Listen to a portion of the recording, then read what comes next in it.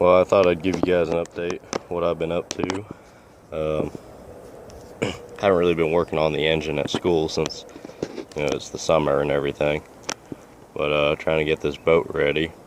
The floor was completely rotted out, and so where these are 1x6s, and like the insides of them rotted out, but the fiberglass is still good. I screwed more wood to the side of them and then fiberglassed it. Same with the center.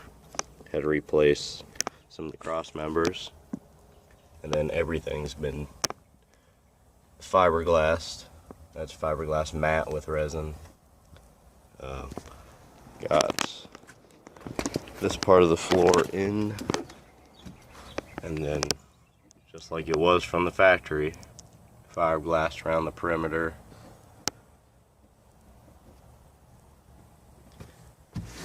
And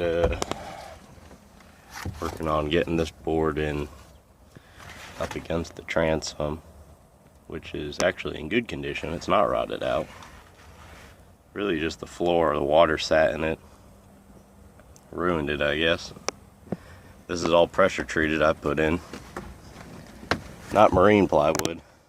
Marine plywood's just ridiculously expensive, but I mean, I'm gonna urethane it or paint the wood anyhow, and it is pressure treated, so I mean it'll be fine for the length of the time that I have the boat. I gotta work on this wiring, so maybe I'll show you guys some of that. Alright, I put the floor in the boat. I know I didn't show you guys that. It's really in a hurry to get done. And then I mixed some sand together with some outdoor paint and painted the floor with that for now. I might put the carpet back in it, but it actually works pretty good. It keeps the water out, and it is kind of like skateboard grip or whatever. It's got the sand in it. That actually came out pretty nice. I did notice when I took it out, the primary jets must be kind of stopped up, because you go full throttle and the power kind of dwindles out. And you can just tell it's running lean, it's running out of fuel.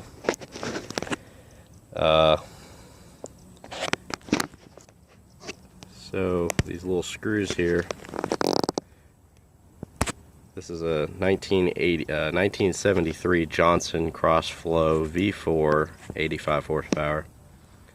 These little caps here are the caps to the jets. I don't know if they're the low speed jets or the high speed jets, but a couple of them were loose, so air might have been getting sucked in there, so that could have been the issue.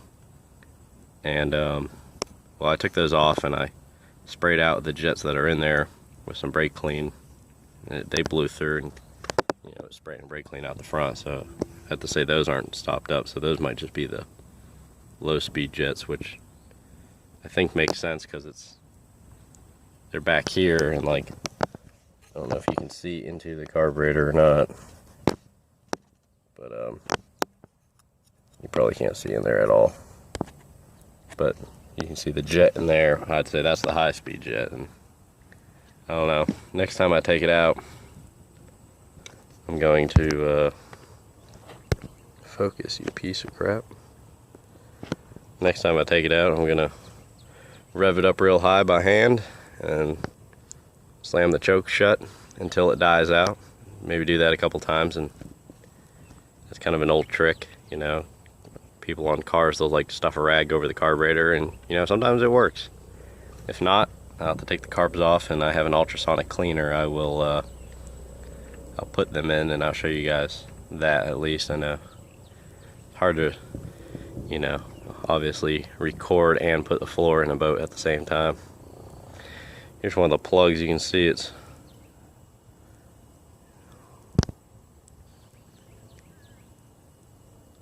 it'll focus.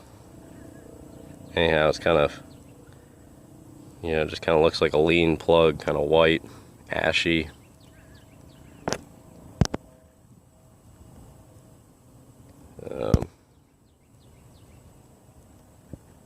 And all 4 cylinders are like that, so I mean, I kind of find it hard to believe that all 4 high-speed jets are plugged up the same amount, so I don't know if the fuel mixes.